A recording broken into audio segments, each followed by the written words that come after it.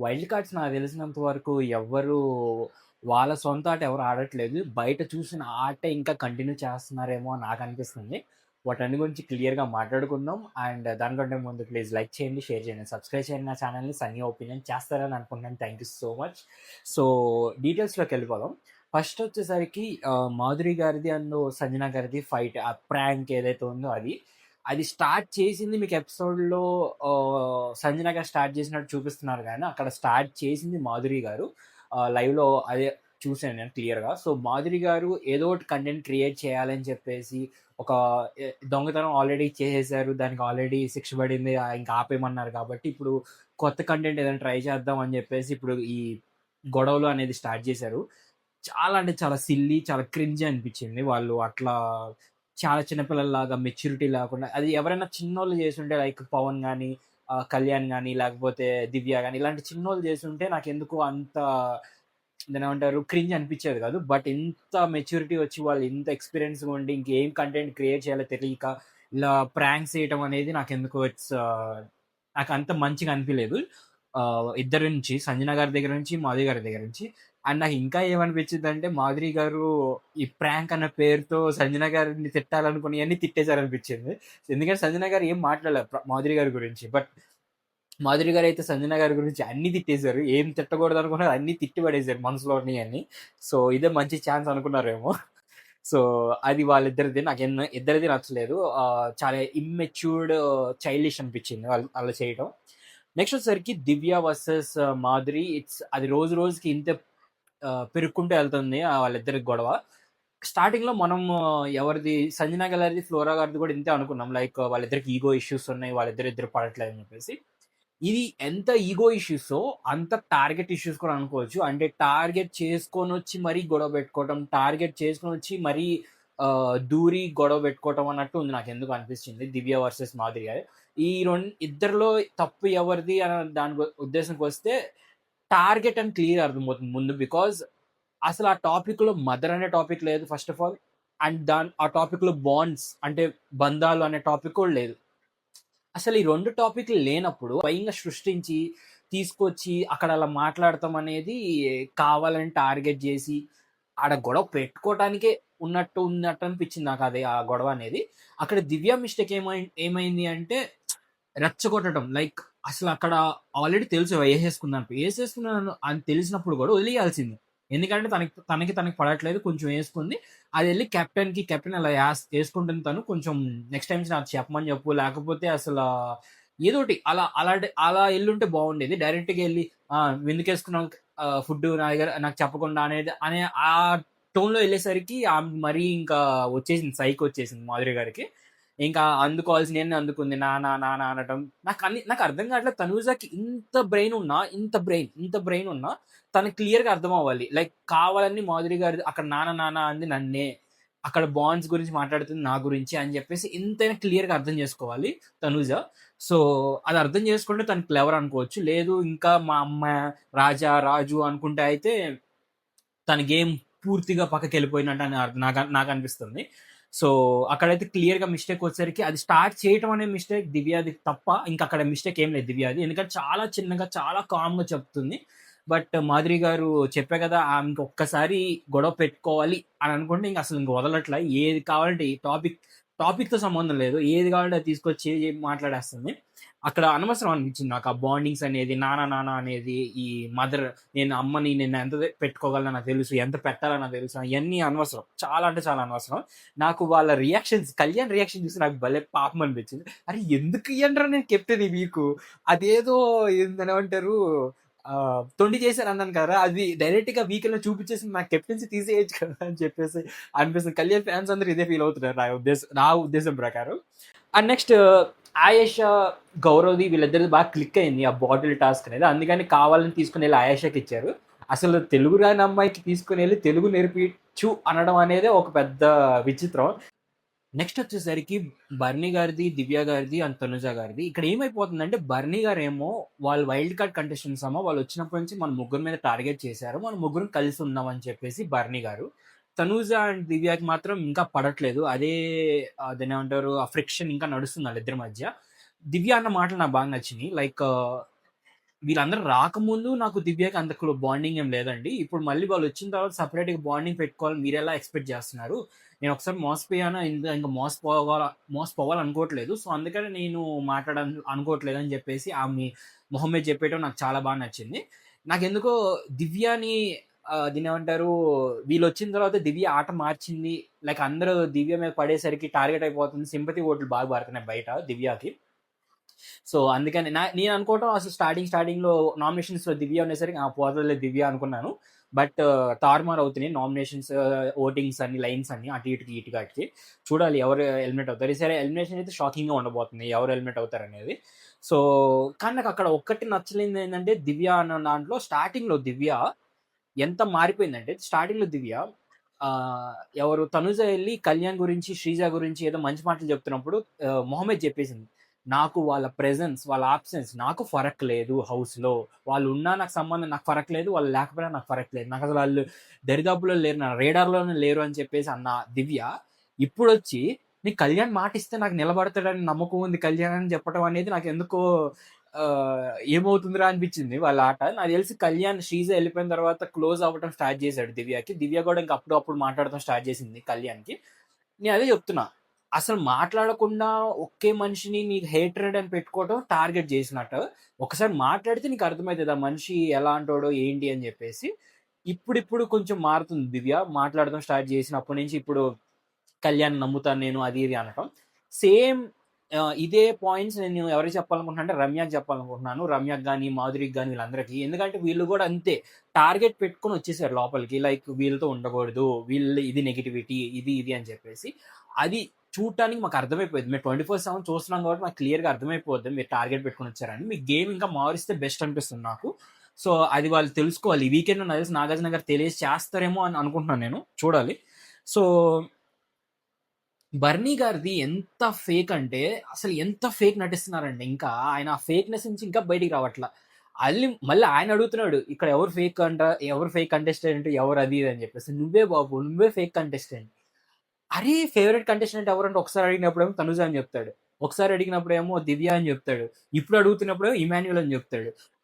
తనుజ గురించి ఆ అమ్మాయి దగ్గర పొగుడుతాడు. మళ్ళీ దివ్య దగ్గరికెళ్ళి అందరూ కలిసుండాలి అంటాడు. మళ్ళీ తర్వాతొచ్చి తనుజ గురించి నెగెటివ్‌గా ఆయేషాకి చెప్తాడు. నేను తనుజకి చెప్పలేని మాటలని నువ్వు చెప్పావని అది ఇది అని చెప్పేసి. అసలు ఎట్లా మారుతున్నాడంటే ఆయన ఒక్కొక్కళ్ళ దగ్గరికెళ్ళి ఒక్కొక్క రంగు చూపిస్తున్నాడు ఆయన. ఎంత ఊసరవెల్లిలాగా చేంజ్ అయిపోతున్నాడు. నాకు చెప్పా కదా! ఆయనింక నాకు ఇంకసలు నమ్మకం లేదు. ఆయన ఆట ఇంకా మెరుగుపడిద్ది అని జెప్పేసి నాకు నమ్మకం లేదు. బర్నీ గారికి ఒకే ఒక థాట్ ఉన్నట్టుంది ఆయన మైండ్‌లో. గేమ్స్ బాగా ఆడితే చాలు అని. బిగ్ బాస్ అనేది గేమ్స్ ఒక్కటే గాదు, పర్సనాలిటీ అని చెప్పేసి చాలా సార్లు అనుకున్నాం మనం. సో, ఆయన పర్సనాలిటీ ఈ విధంగా బయటపడుతుంది. ఎంత ఫేక్‌గా, ఎంత మాస్క్ ఏసుకొని తిరుగుతున్నాడంటే అది క్లియర్‌గా ఎవిడెంట్‌గా కనబడిపోతుంది అన్ని చోట్ల. ప్రతి ఒక్క ఆహ్, ఎవ్రి ఆహ్, ఆహ్, ప్రతి ఇండివిడ్యువల్ దగ్గర లైక్ ఆ మాధురి గారి దగ్గర గాని, ఆయేషా దగ్గర గాని అందరి దగ్గర. సో, ఇంక నేనేం మాట్లాడలేను దాని గురించి. ఇంక ఆయన వదిలేయటమే. ఆయన ఫేక్‌నెస్ ఇంక అది ఫేక్‌నెస్ లాగే. ఎవరైతే ఆయనకి ఓట్లేస్తున్నారో చూసి ఓట్లేయటం బెస్ట్ అనిపిస్తుంది. ఆయన్ని ఇంక బయటికి పంపించేసి దయచేసి ఇంక బయటికెళ్ళిపోండి అని చెప్పడం బెస్ట్ అనిపిస్తుంది. ఆయన ఎళ్ళిపోతేనే గేమ్స్ చేంజ్ అవుతాయి. ఒక్కొక్కళ్ళది ఒక్కొక్క ఆట. అది నా ఉద్దేశం. నా పర్సనల్ ఒపీనియన్. నెక్స్ట్ వచ్చేసరికి ఆయేషా తనుజని టార్గెట్ చేయడం ఇంకా వదలలేదు. సీ తనూజ చెప్పింది ఒకే ఒక చోట ఏమని చెప్పిందంటే, బర్నీ గారికి డైరెక్ట్‌గా ఎళ్లి చెప్పిందనమాట. అది ఎవరికో చెప్పల మళ్ళీ. Back bitching అనుకోటానికి. బర్నీ గారి దగ్గరికెళ్ళి సార్ మీకు తెలుసు కదా! ఇది దివ్య ఎలాంటిదో అని చెప్పేసి, దివ్య బయట ఆట చూసొచ్చి మిమ్మల్ని సపోర్ట్ చేస్తుంది. మీకింక అది అర్థం చేసుకోండి నాన్న అని చెప్పేసి, ఎక్కడో ఒక్కసారి చాలా తక్కువ, చాలా స్టార్టింగ్‌లో చెప్పిన విషయం అనమాట అది. అది తీసుకొచ్చి ఇప్పుడు దివ్యకి చెప్పి, ఇమాన్యుయల్‌కి చెప్పి, అందరికి అక్కడ కూర్చోబెట్టి చెప్పి, అక్కడ ఆళ్ళందరికి నెగెటివ్ చేస్తుంది తనుజ గురించి. సో, నాకెందుకో Ayesha only target Tanuja haters అని చెప్పేసి నేను అనుకుంటున్నాను. ఎందుకంటే తనుజని టార్గెట్ చేస్తే, తనుజకి అపోజిషన్‌లో ఎళ్తున్నప్పుడు తనుజ హేటర్స్ అందరూ ఖచ్చితంగా ఆయేషాకి ఓట్లేస్తారని నిన్న చెప్పాను. ఇవాళ కూడా అదే చెప్తాను నేను. ఆ అమ్మాయి ఓన్లీ మైండ్‌లో టార్గెట్ తనుజ అనుకుంటూ వచ్చింది. నాకైతే అది చాలా ఫేక్‌గా ఉంది. తన ఒరిజినల్ ఆట బయటికి తీయలేదనిపిస్తుంది. అండ్ ఈ ఫుడ్ గురించి మాట్లాడుకున్నాలి. అసలు ఏమన్నానా నాకిలా మైండ్ ఇలా పైకి ఇలా బయట కింద పడిందనమాట. అరే! అది మీరు ఫుడ్ తినడానికి పెట్టుకుంటున్నారా ఆర్డరు? లేకపోతే ఏమైనా రెస్టారెంట్ పెడతానికి ఏమైనా ఆర్డర్ పెట్టుకుంటున్నారా? అర్థం కాలే నాకు. అన్నీ మరీ దారుణంగా. 'బిగ్ బాస్' కూడా అనుకుని ఉంటాడు నాకు తెలిసి. అరే! వీళ్ళకి ఫుడ్ పవర్ ఇచ్చి తప్పు చేశాను. ఇంక అసలు ఇవ్వకూడదు. వీళ్ళకి ఇది ఒక్కరోజే అని చెప్పేసి అంటాడేమో అనిపిస్తుంది. అన్ని చెప్పింది. అన్ని గలం చెప్పింది. ఈవెన్ రీతు కూడా ఎలాగైతే ఎక్స్‌ప్రెషన్స్ ఎలా ఉన్నాయంటే, ఇది తినటానికి వచ్చిందా? టాస్క్ ఆడటానికి వచ్చిందా? అన్నట్టుంది నాకు. అలానే ఇచ్చింది ఎక్స్‌ప్రెషన్స్ గూడా. అన్నీ మరీ దారుణంగా. వామ్మో! నాకైతే ఇలా బయటలో ఇలా కమినియనమాట ఒక్కసారిగా అంత ఫుడ్ తినేసరికి. సో, అది అక్కడ దాని గురించి. అండ్ నెక్స్ట్ వచ్చేసరికి పెట్టిందండి పుల్ల. గట్టిగా పెట్టింది పుల్ల. ఆయేషా వచ్చేసరికి రీతూకి అండ్ పవన్‌కి. ఆ అమ్మాయి ఎంత క్లియర్‌గా టార్గెట్ చెప్పుకొనొచ్చిందంటే లోపలికి ఈవెన్ నామినేషన్స్‌లో కూడా చెప్పేసింది మొహం మీద అందరికి. బాండ్స్ పెట్టుకొని ఆడుతున్న వాళ్ళందరి మీద నా టార్గెట్. ఫస్ట్ వచ్చేసరికి తనుజ, బర్నీ మీరిద్దరు. తర్వాత వచ్చేసరికి పవన్, రీతు మీరిద్దరు. ఎట్లైనా విడగొడతా అని చెప్పింది. ఇప్పుడు అంతే చేసింది. అట్లానే విడగొట్టింది. అక్కడ డాన్స్ ఎయ్యాలని పెట్టుకుంది పవన్ గాదు. ఆయేషాని వచ్చి నాతో డాన్స్ ఎయ్యి పవన్ అని చెప్పేసి కావాలని తీసుకొచ్చింది. కావాలని రితు ముందు డాన్స్ చేసింది అంత క్లోజ్‌గా. అది క్లియర్ ఎవిడెంట్‌గా కనపడిపోతుంది. సో, చాలా అంటే చాలా పకడ్బందీగా ఆడుతుంది ఆయేషా వచ్చేసరికి. లైక్ పుల్లలు పెట్టి అందరికి బాండ్స్ విడగొట్టి, బ్యాక్ బిచ్చింగ్ చేసి, టార్గెటెడ్‌గా వాళ్ళ గురించి మాట్లాడి, చాలా అంటే చాలా వరస్ట్ గేమింగ్ ఆడుతుంది నా ఉద్దేశం ప్రకారం. సో, నాకెందుకో ఆయేషా గేమ్ అస్సలు నచ్చట్లేదు. మీ ఉద్దేశం ప్రకారం ఆయేషా ఎలా ఆడుతుందో ఒకసారి కామెంట్ బాక్స్‌లో కామెంట్ చేసి చెప్పండి. సో, అది పెట్టింది. గట్టిగానే పెట్టింది పుల్ల. తర్వాత రీతు ఎళ్లి పవన్‌తో సరిగ్గా మాట్లాడకపోవటం, వెళ్లి నీ ఓన్ గేమ్ ఆడుకో, నా ఓన్ గేమ్ నేను ఆడుకుంటాను అనటం. It's better. కానీ అదే పెట్టింది పుల్ల పెట్టింది. బాండ్ పరంగా పుల్ల పెట్టింది నేనంటాను. గేమ్ పరంగా యాహ్! ఇట్స్ కరెక్ట్ డెసిషన్సే. లైక్ వాళ్ళిద్దరి ఇండివిడ్యువల్ గేమ్స్ బయట పడతాయి ఇప్పుడు. ఎలా ఆడతారో చూస్తాం. టాస్క్‌లొచ్చినప్పుడు గానీ, లేకపోతే సపోర్ట్ టాస్క్‌లొచ్చినప్పుడు గానీ, ఈ ఈ గేమ్స్ ఇప్పుడు బయటపడతాయి ఒక్కొక్కళ్ళ ఆట.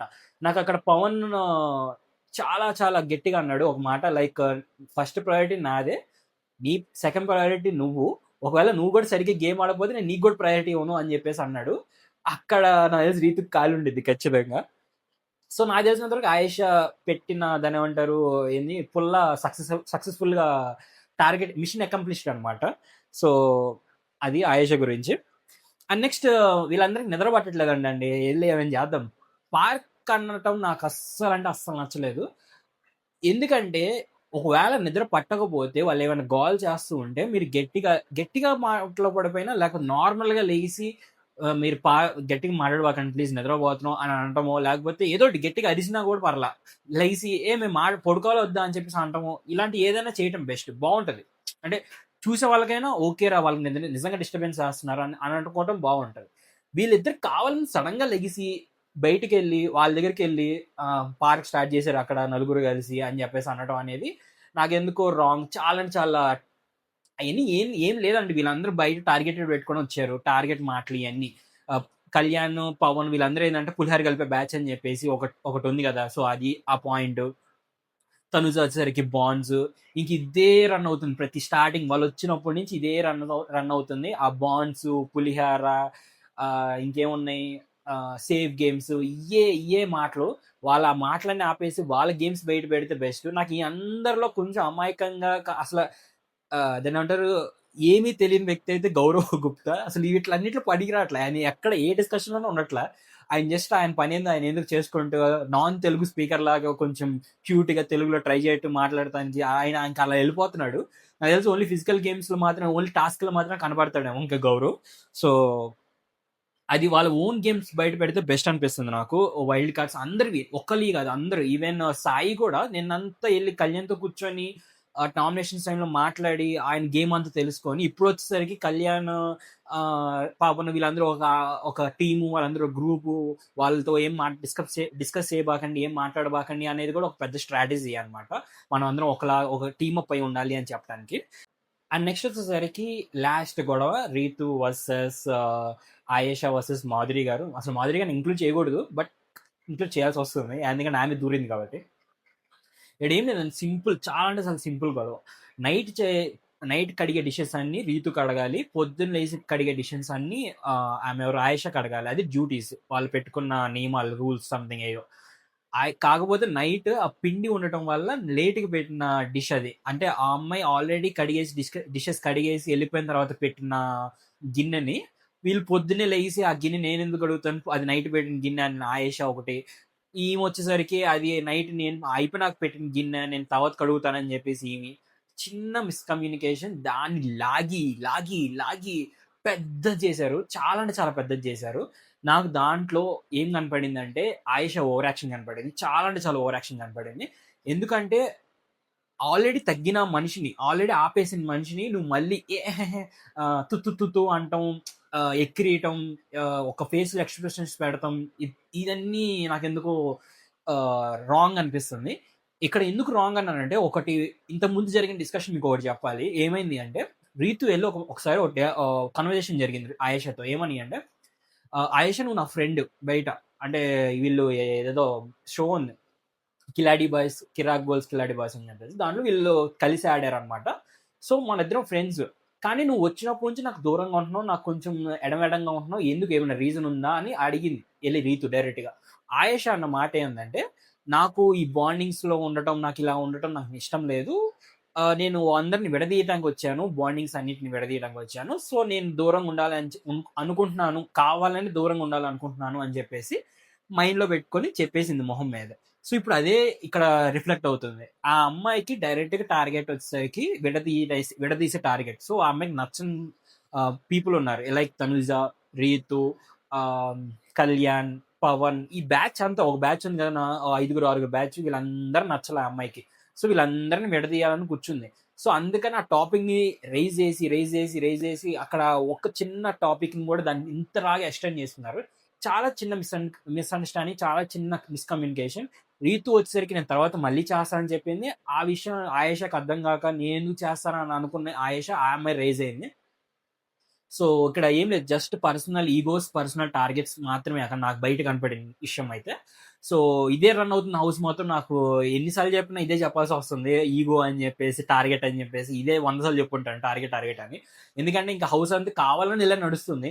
మాధురి గారు వచ్చి కావాలని ఏదో దివ్య మీద రైజ్ అవ్వటం, రమ్య వచ్చి కావాలని కళ్యాణ్ మీద ఏదో చెప్పటం, హాయేష వచ్చి కావాలని తనుజ మీద చెప్పటం, రీతు మీద ఎగరటం. సింపుల్ క్లియర్‌గా అర్థమైపోతుంది. అమ్మాయిలకి అయితే అర్థమైపోతుంది. అబ్బాయిలు ఇంకా ఎందుకు బయటపడలేదు. ఆ నిఖిల్ అయితే ఎక్కడ కనపడలేదు నాకు. గౌరవ్ గుప్తా అయితే ఓన్లీ నాన్ తెలుగు దాంట్లో ఏదో క్యూట్‌గా తెలుగు ట్రై చేయటానికి చేసే దాంట్లో కనపడుతున్నాడు. అండ్ సాయి గూడా అంతే నాకు తెలిసి ఎక్కడ ఎక్కువ కనపడట్లేదు. సో అబ్బాయిలైతే వెరీ వీక్‌గా ఉన్నారు. ఓన్లీ ఫిజికల్ టాస్క్‌లో మాత్రం బయట పడటానికి ట్రై చేస్తున్నట్టున్నారు. ఐదర్ పర్సనాలిటీ చూపియటానికి గాని, లేకపోతే ఏమైనా పర్సనల్ కన్వర్జేషన్స్ క్రియేట్ చేయడం గాని ఎక్కడైతే కనపడట్లేదు. ఓన్లీ అమ్మాయిలు మాత్రం చాలా పర్సనల్ టార్గెటెడ్‌గా ఒకటి పెట్టేసుకొనొచ్చారు. అలానే ఆడుతున్నారు. వాళ్ళ గేమ్ అలానే చూపిస్తున్నారు. సో చూడాలి ఇంకా ఎంతవరకు ఇలా మాస్క్‌లు ఎంతవరకు వేసుకొని తిరుగుతారో, ఎంత టార్గెటెడ్ పెట్టుకొని ఆడతారో చూడాలి. So that's it for today guys. ఇంక నేనేమైనా మిస్ అయినా, లేతే ఏమైనా తప్పుగా చెప్పినా ప్లీజ్ కామెంట్ బాక్స్‌లో కామెంట్ చేసి చెప్పండి. That's it for today. Thank you so much. Sunny signing off.